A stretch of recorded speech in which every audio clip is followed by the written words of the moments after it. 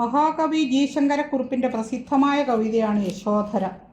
സിദ്ധാർത്ഥ രാജകുമാരൻ്റെ പ്രിയപത്നിയാണ് യശോധര. ലൗകിക ജീവിതം ഉപേക്ഷിച്ച് വീട് വിട്ടുപോയ സിദ്ധാർത്ഥനാണ് പിന്നീട് ശ്രീബുദ്ധനായിത്തീർന്നത്.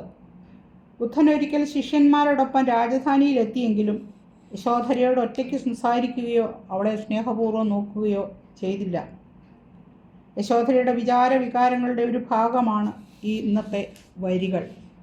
രാഗിണിയാകിലും ഭോഗവിമുഖിയായി യോഗിനിയായിട്ടു മാറിയ തന്നെയും ലോഭന വസ്തുവായി ക്ഷുദ്രവികാരമായി ശോഭനനൻ ജീവനാഥൻ എണ്ണുന്നുവോ?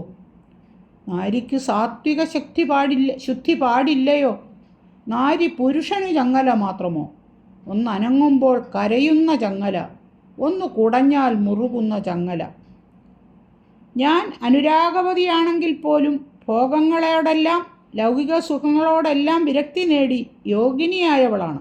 എന്നിട്ടുപോലും എന്നെ ഒരു പ്രലോഭന വസ്തുവായി ക്ഷുദ്രവികാരമായി എൻ്റെ നാഥൻ കരുതിയോ? നാരിക്ക് സാത്വിക ശുദ്ധി പാടില്ലയോ? സ്ത്രീ പുരുഷന് ചങ്ങല പോലെയാണോ? ഒന്നനങ്ങുമ്പോൾ കരയുകയും കുടയുമ്പോൾ മുറുകുകയും ചെയ്യുന്ന ചങ്ങല? കവിത ചൊല്ലുന്നത് കുമാരി അപർണ സത്യനാഥ്. രാഗിണിയാകിലും ഭോഗവിമുഖിയായി യോഗിനിയായിട്ടു മാറിയ തന്നെയും ലോഭന വസ്തുവായി ക്ഷുദ്രവികാരമായി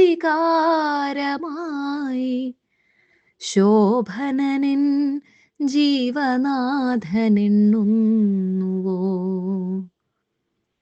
നാരിക്കു സാത്വിക ശുദ്ധി പാടില്ലയോ? നാരി പുരുഷന്നു ചങ്ങല മാത്രമോ? ഒന്നനങ്ങുമ്പോൾ കരയുന്ന ചങ്ങല, ഒന്നു കുടഞ്ഞാൽ മുറുകുന്ന ചങ്ങല.